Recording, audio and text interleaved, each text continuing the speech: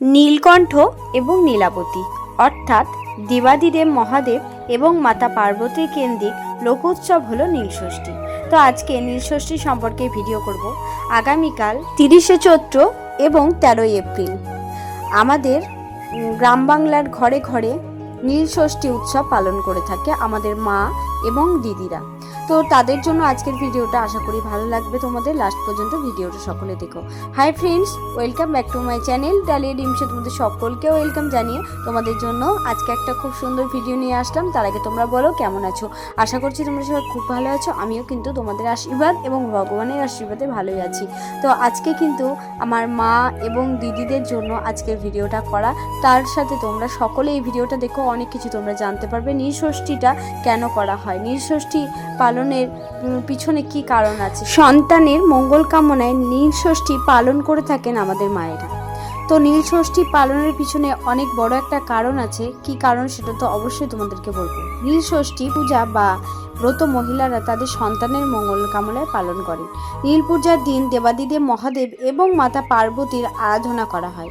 চৈত্র সংক্রান্তির চড়কের আগের দিন নীলষষ্ঠীর ব্রত পালন করা হয়ে থাকে। এই ব্রতে মহিলারা সারাদিন উপবাস রেখে দেবাদিদেব মহাদেব এবং মাতা পার্বতীর আরাধনা করেন এবং সন্ধ্যায় প্রদীপ বা বাতি জ্বালিয়ে মহাদেব এবং মাতা পার্বতীর কাছে সন্তানের মঙ্গল কামনা করে থাকেন। এই পুজোতে উপবাস থাকার পর কি কি তোমরা খেতে পারবে, কি কি মহাদেব বাবাকে তোমরা নিবেদন করতে পারবে, সব কিছুটা এই ভিডিওতে বলবো। আমাদের মহাদেব বাবা তো অল্পতেই সন্তুষ্ট। সারাদিন উপবাস থেকে সন্ধ্যাবেলায় বাবার পুজো করার নিয়ম। দেবাদিদেব মহাদেবের মাথায় জল ঢালতে হয়। এরপর শিব ঠাকুরের মাথায় বেলপাতা ও ফুল নিবেদন করতে হয়। 3টে, 5টা, 7টা, 9টা তোমাদের যতগুলো খুশি বিজোড় সংখ্যা দিয়ে ফল বাবার চরণে নিবেদন করতে পারো। তারপর তোমাদের সন্তানের নামে মোমবাতি জ্বালিয়ে বাবার কাছে প্রার্থনা করতে পারো তাদের মঙ্গল কামনার জন্য। পুজো সম্পূর্ণ হয়ে যাওয়ার পর উপোস ভাঙার পর এদিন তোমরা ফল, সাবু, ময়দার তৈরি যে কোনো খাবার তোমরা খেতে পারো।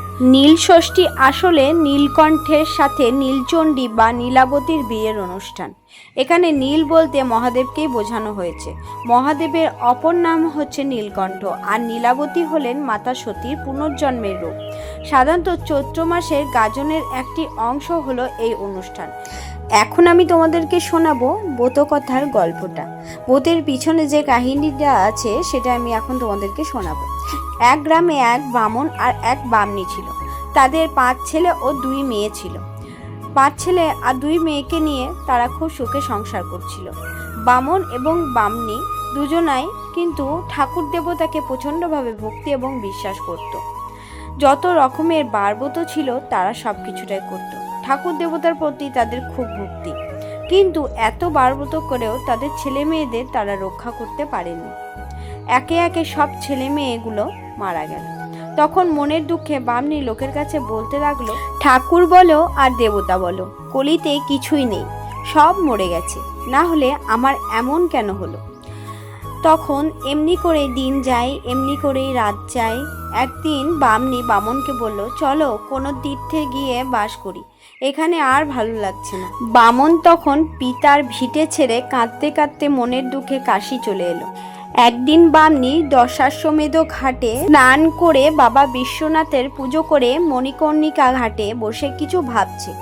এমন সময় মা ষষ্ঠী বুড়ি বামনীর বেশে তার সামনে এসে বসলো। সেই মা ষষ্ঠীর বেশে বুড়ি মা তখন বামনীকে বললেন, হ্যাঁ গা, ঘাটে বসে কি ভাবছো তুমি? তখন বামনী মা ষষ্ঠীকে উত্তর দিলেন, 7 সন্তানের মা হয়েও আজ সব হারিয়েছি, এমন অদৃষ্ট আমার। মা ষষ্ঠী বললেন, ঠাকুর বলো আর দেবতা বলো, সব মিথ্যে হতে পারে না। বারব্রত কখনো নিষ্ফল হয় না। ধর্মে বলো, কর্মে বলো, বিশ্বাস থাকা চাই। তখন বামনী বললেন, মা কত জ্বালা পেয়ে তবেই না এসব কথা বলছি। অতগুলি ছেলের মা আমি, আজ আমায় মা বলে ডাকার কেউ নেই। মা ষষ্ঠী বললেন তখন, তুমি কি মা ষষ্ঠীকে মানো? তার পুজো কখনো করেছো তুমি? তিনি হলেন ছেলেদের দেবতা। তখন বামনী বললেন, সে কি, মা ষষ্ঠীকে আবার মানি না? খুব মানি। মা ষষ্ঠী বললেন, বেশ, যদি মানো তবে তার যত রকম ব্রত আছে সব কি তুমি পালন করেছো? বামনি বললেন, আমি মা ষষ্ঠীর যত রকম ব্রত আছে তা আজ পর্যন্ত পালন করে আসছি। তখন মা ষষ্ঠী বললেন, তাহলে নীল ষষ্ঠীর ব্রত করেছো কখনো? বামনি বললেন, না মা, তা কখনো করিনি। আজ পর্যন্ত আমি এই নাম কখনো শুনিনি, ওর নিয়মও আমি জানি না। তারপর বুড়ি বেশে মা ষষ্ঠী তখন বামনিকে সমস্ত রকম পুজোর নিয়ম বিধি সব কিছুটা বলে দিলেন। চৈত্র মাসের ভোরে শিব পূজা করবে, তারপর সংক্রান্তির আগের দিন সমস্ত দিন উপোস করে সন্ধ্যার সময় নীলকণ্ঠ শিবের মন্দিরে গিয়ে ঘিয়ের প্রদীপ জেলে দিয়ে মা ষষ্ঠীকে ভক্তি ভরে প্রণাম করে তারপর জল খাবে। নীল ষষ্ঠী ব্রত করলে মার দয়ায় আবার তোমার সব হবে, এই বলে মা ষষ্ঠী চলে গেলেন। বামনি তখন কাশিতে থেকে রোজ শিব পুজো করতে লাগলেন।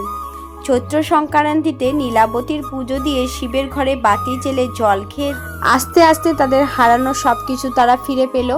কাশিতে বামনের অনেক সুনামও হলো, তাদের ধন দৌলতও প্রচুর বাড়লো, সুনাম বাড়লো।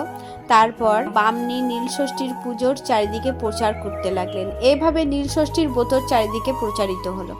তো আজকের ভিডিওটা তোমাদের যারা নীলষষ্ঠীর ব্রত করো, আমি দেখেছি আমার বাড়িতে মা, বৌদি, কাকি, জেঠি সবাই মিলে নীলষষ্ঠীর পুজো উপোস করে এবং নীলের ঘরে বাতি দেয়। তো তাদের মুখ থেকে সমস্ত রকম কিছু জেনে তোমাদের সাথে যতটা পারলাম শেয়ার করলাম। অবশ্যই আজকের ভিডিওটা তোমাদের ভালো লেগে থাকবে, যদি ভালো লাগে লাইক করো, কমেন্ট করো, শেয়ার করো তোমাদের বাড়ির যারা মা বোন আছে তাদের সাথে। তো আজকের ভিডিওটা এই পর্যন্তই রাখলাম, তোমাদের কেমন লাগলো কমেন্ট করে কিন্তু অবশ্যই জানিও। ছোট থেকেই দেখে আসছি মাকে সমস্ত রকম ষষ্ঠীর ব্রত করতে, তো নীল ষষ্ঠীর ব্রতটাও করে। তো আগামীকাল আমাদের এখানে অনুষ্ঠান হবে, সব কিছুই তোমাদের সাথে শেয়ার করব, অবশ্যই ভিডিওগুলো দেখো। আজকের মতো ভিডিওটা এখানে এন্ড করছি। সকলে ভালো থেকো, সুস্থ থেকো। হর হর মহাদেব।